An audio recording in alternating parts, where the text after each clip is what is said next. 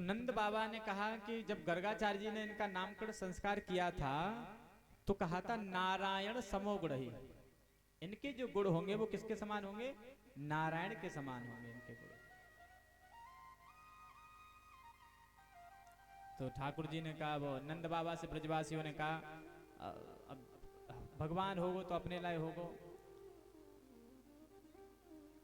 फिर कहा कार्तिक शुक्ल पक्ष की प्रतिपदा को भगवान ने गोवर्धन भगवान का पूजन किया। तृतीया से नवमी तक जलवृष्टि हुई और दसवीं को इंद्र आए और 10 श्लोकों में बड़ी सुंदर स्तुति की।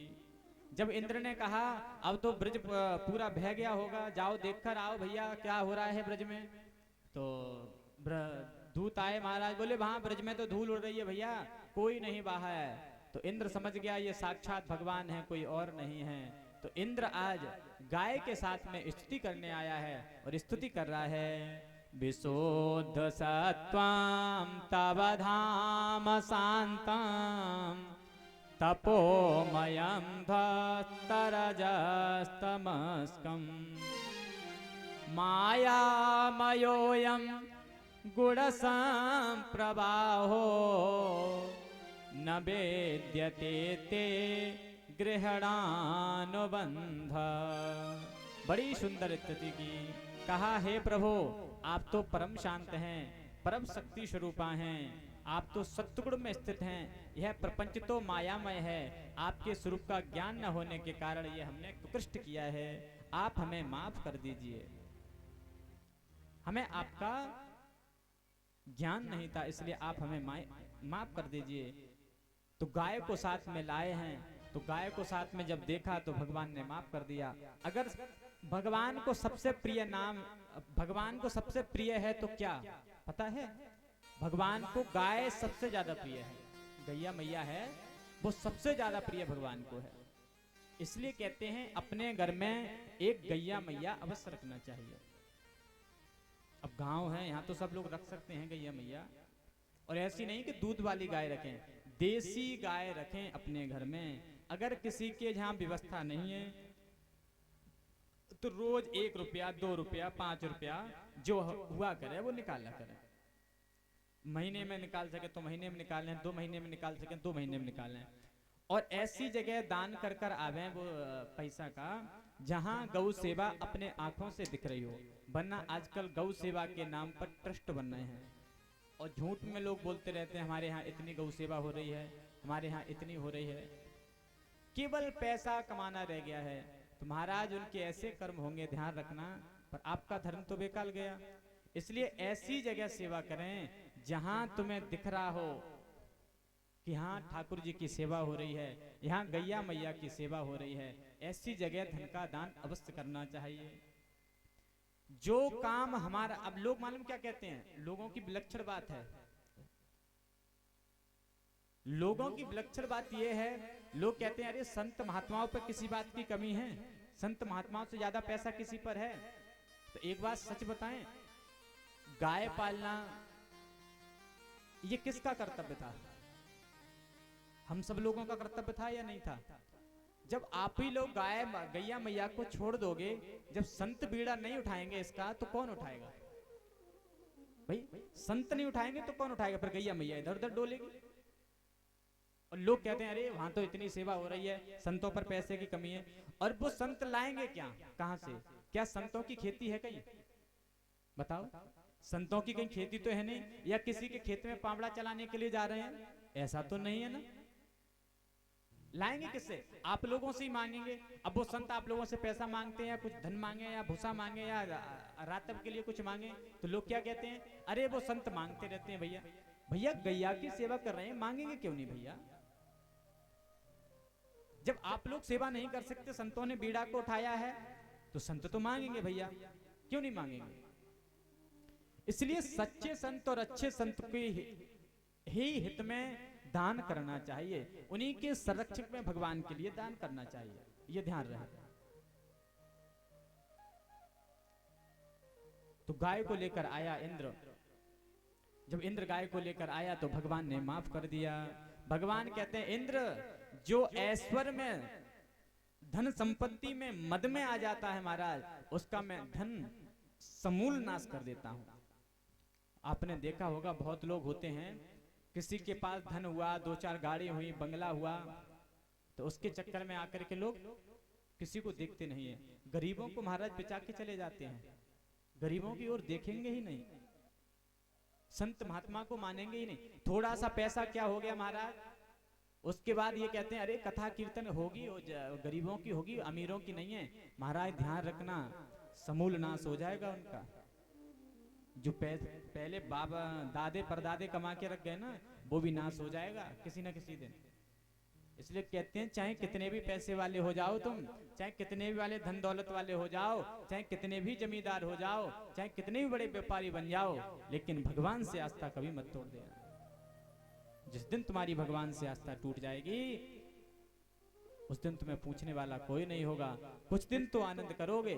आपने देखा है अधर्म के धन से, अधर्म का जो धन कमाओगे उससे कुछ दिन तो तुम्हारी ना उन्नति दिखेगी, लेकिन उसके बाद बहुत तेजी से उन्नति दिखेगी। उसके बाद महाराज ऐसा समूल नाश हो जाएगा, ऐसा नाश हो जाएगा कि आप जान भी नहीं पाओगे। इसलिए कहते हैं कि केवल भगवान से जुड़कर रहिए। अगर भगवान से जुड़कर रहोगे तो सब कुछ प्राप्त हो जाएगा। ये ठाकुर जी की कृपा है, ठाकुर जी की कृपा माननी चाहिए। अगर आपके पास धन आ जावे, अगर आप घर में वस्त्र आभूषण या सोना चांदी कुछ भी लावें, ठाकुर जी को अर्पण करें। पहले ठाकुर जी को अर्पण करें, ठाकुर जी के अर्पण के बाद स्वयं उसको धारण करना चाहिए। लेकिन आज का जमाना क्या है, बोले ठाकुर जी तो एक कोने में पड़े हैं। घर में कोई उत्सव होवे,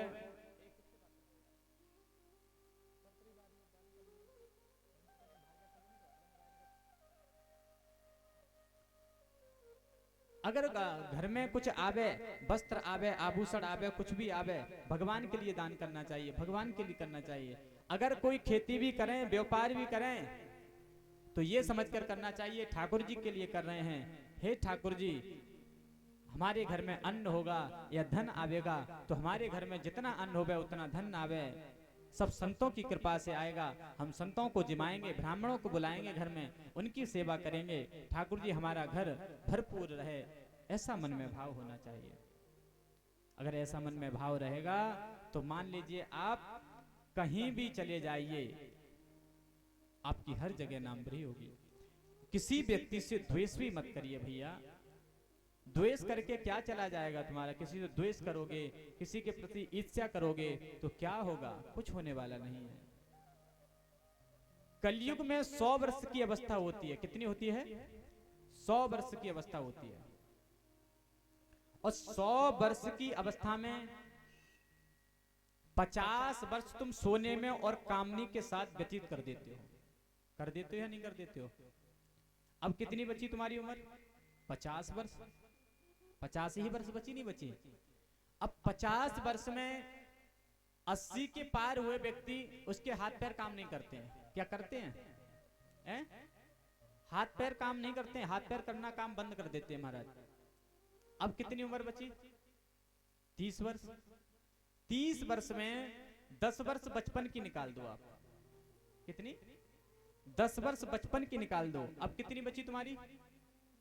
20 वर्ष। 20 वर्ष में आपका विवाह हो गया। विवाह होने के बाद बच्चे हुए महाराज, तो उसमें क्या तुम भजन कर पाओगे? हैं? भजन कर सकते हो? अब आपकी उम्र कुछ नहीं बची। अब आपके पास क्या रह गया? आप केवल और केवल खाली हाथ रह गए, आपके पास कुछ नहीं है। 5 पहर धंधा कियो, 3 पहर गयो सोय, 1 पहर हर ना भजो, तो मुक्ति कहाँ से हो? 5 पहर धंधा कियो,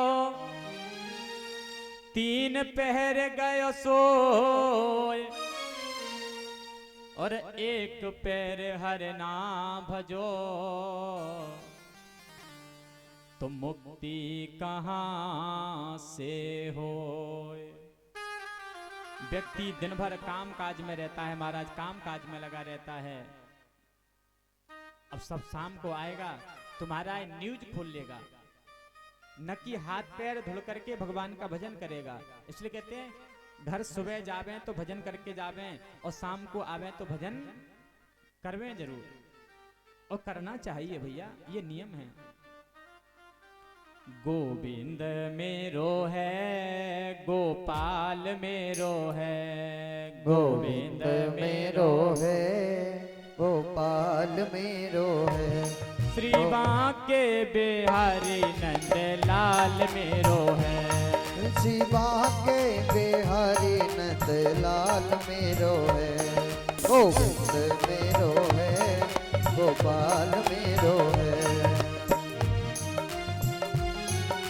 सभी लोग तालियां की सेवा करते हुए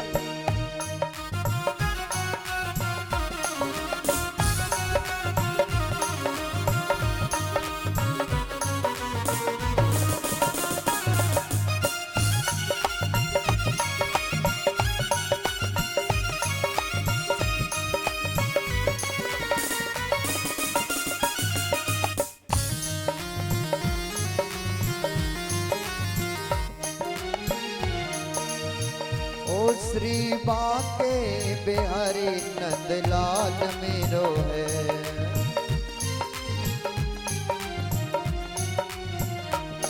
श्री बांके बिहारी नंद लाल मेरो है,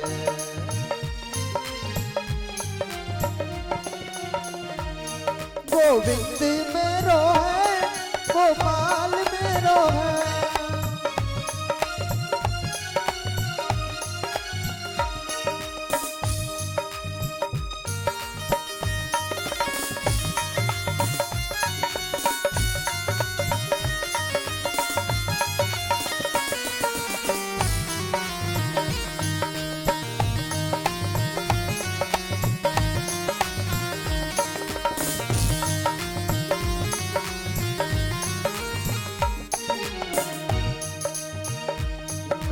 राधा रमणे गिरधारी, गिरधारी श्याम बनवारी,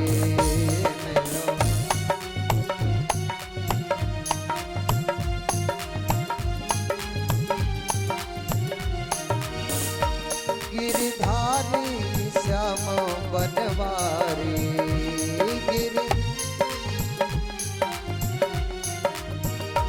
मेरो राधा रमण गिरधारी, गिरधारी श्याम बनवारी।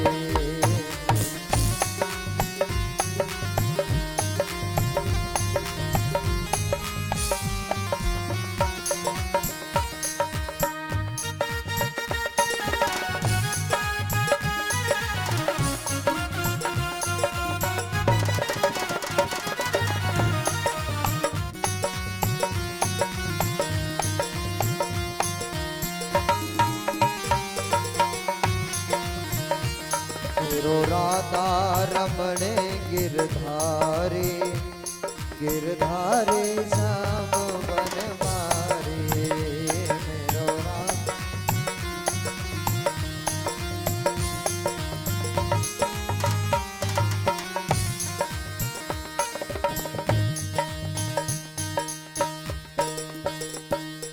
बोलिए गोविंद भगवान की, बोले कृष्ण कन्हैया लाल की जय हो। आज कोई भी बात नहीं करेगा, ध्यान रखना। अगर बात